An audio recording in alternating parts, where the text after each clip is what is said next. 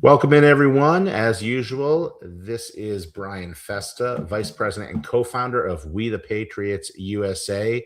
Coming with you for an important legal update regarding a ruling by a Connecticut District Court judge in our Second Amendment lawsuit challenging the state's ban on the open carry of firearms as well as purchase limits. I'm going to begin, though, with something kind of fun, a little video reel created or published today by Connecticut Attorney General William Tong. So I'm going to play this for you now. Just let me share my screen and tell me what you think. Another gun lawsuit, another victory. We just beat the gun lobby again. It's a case called We the Patriots, in which they allege that Connecticut's gun laws, including our limitation on only 3 handguns per month. That's a lot of handguns, by the way.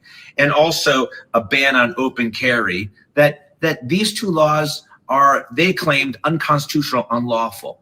And we won because the court said what we've known all along.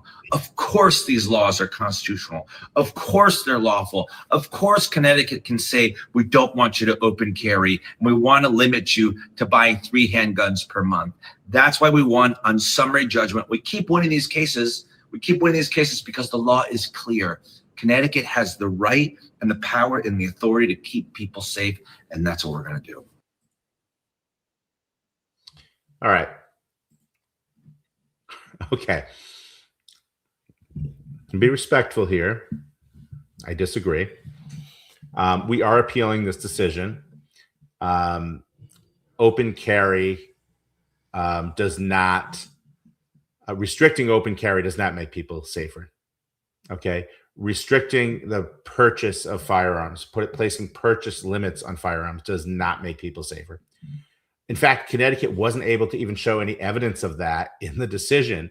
As a matter of fact, if you read the decision, and I'll post a link to it below, the court discusses Connecticut's stated reasons for its ban on the open carry of firearms. It's that others were, people in public, when they saw people open carrying, could become concerned or intimidated. They never showed any evidence, actually, that it was unsafe. Okay. You look at the landmark decisions from the Supreme Court over the last few years, last decade or so, Heller in 2008, Bruen in 2022. Bruen set up a framework of a historical tradition of regulation of firearms. So if this restriction on a firearm is part of the history and tradition of firearms regulation in the United States, it's okay. It's constitutional. I personally disagree with that. Again, respectfully. I don't think that a right should be infringed upon, should be allowed to be infringed upon simply because we've been doing it a long time. So if we've been infringing upon this fundamental right for 200 years, it's okay. It's cool. If we just started doing it last year, no, we can't do it. Absolutely not. There's nothing in the Second Amendment that says that. So that's just a plain reading of the Second Amendment. It doesn't say, that Congress shall not infringe, the government shall not infringe on the right to keep and bear arms unless you've been doing it a really long time. It doesn't say that. So I would not have adopted that test, but I'm not a Supreme Court justice. So I don't get to make a ruling like that. But anyway, that aside, be that as it may, Connecticut could not prove that in this case. They couldn't prove that open carrying firearms somehow was unsafe, that there was a shooting that was ever caused because someone was open carrying. They didn't prove that. So I think they clearly failed to meet their burden. That's one reason we're appealing it. And the case is cited by the court. There's a recent case that upheld New York's open carry ban called Fry versus City of New York. And they cited that because in Fry, the court had found, well, applying the Bruen test, the history and tradition, there is a history and tradition of banning concealed carry, not open carry. Follow me here. I know this is difficult legal stuff. We're in the weeds. But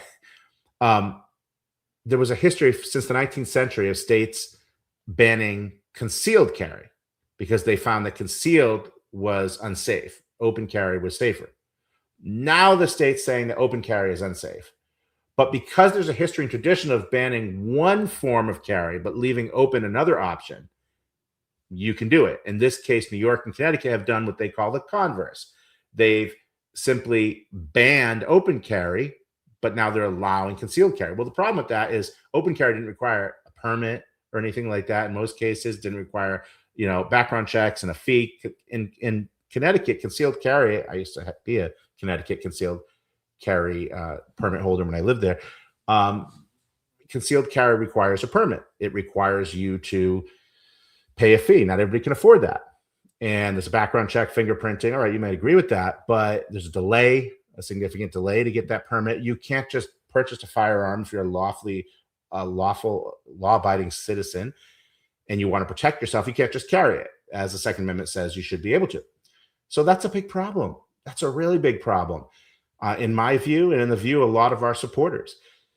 And the purchase limit. Let's talk about that just for just a moment. The purchase limit, 3 handguns a month. Tong talks about that being really dangerous. Okay, well, again, show me the proof that that's dangerous. Show me the proof that if you place purchase limits, there's going to be less violence committed with firearms. Listen, if you're a wealthy person, if you can afford to purchase 3 handguns a month because you're a collector, maybe some of them are antiques, some of them are for shooting at the range, some of them are hunting rifles, whatever, or not rifles, but handguns. But let's say purchase limit on any kind of guns, whether it be long guns or handguns. If you're a collector, in this case, it was just handguns, pistols, but if you're a collector and you can afford to do so, you should be able to, right? You should be able to. And that's a slippery slope, because what the court is doing is setting a precedent to say it's okay to place purchase limits on guns. So if 3 handguns a month, they always start. So the legislature in places like Connecticut, they never just do things full force. They do it incrementally. They incrementally take away your rights. So now it's 3 handguns a month is okay. Well, the court said we could do that. So now we've decided that 1 handgun a month is the limit.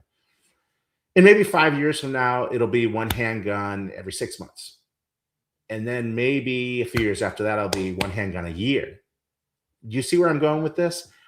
If one firearm restricted purchase limit is considered constitutional because the state is allowed to judge what is a threat to safety, then the state can judge later that purchasing just 1 handgun a month or a year is a threat to safety.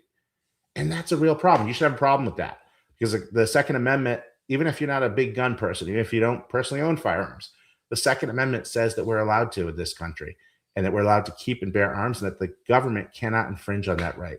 And they certainly can't infringe on a fundamental right just because someone is concerned or could be intimidated that you're carrying a firearm in public.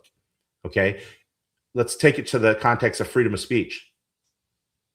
Would you think it's okay that if you posted something online that caused others to be concerned or caused even just one person to be intimidated, the government could then restrict your speech and say you're not allowed to use the internet, you're not allowed on social media? Would that be all right? Certainly not. Most of you, I think, I hope, would say no. So why is it all right just because people are concerned or intimidated by the open carry of firearms that you're allowed to restrict that fundamental right? So we're absolutely appealing this to the Second Circuit. Listen, some of you don't like open carry. Even some big 2A people, gun people, have reached out and said to us, well, open carry is stupid. Then you make yourself a target. Everybody can see, blah, blah.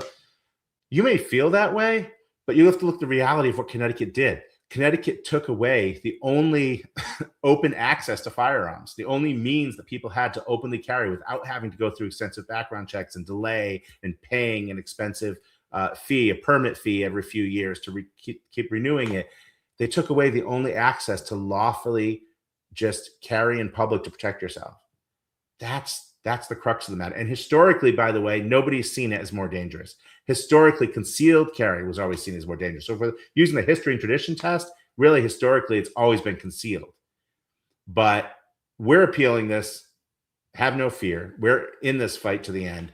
And if you support our work, please consider making a donation at wethepatriotsusa.org.